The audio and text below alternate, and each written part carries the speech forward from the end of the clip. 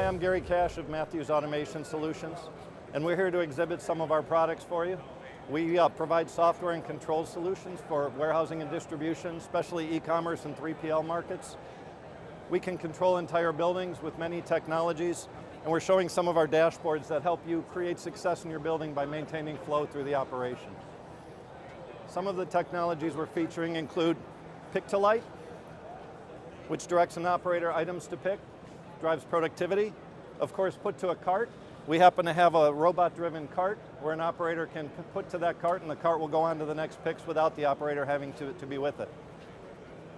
We're also showing, of course, we control a lot of conveyor, and we're showing one of our bots interfacing with the conveyor. We can use the bots in many ways, like the put cart, as well as for conveying materials around the building. And of course, we're showing a put wall here, and the bots in conjunction with the put wall. So thank you for visiting us here. Please go to our website at matthewsautomation.com.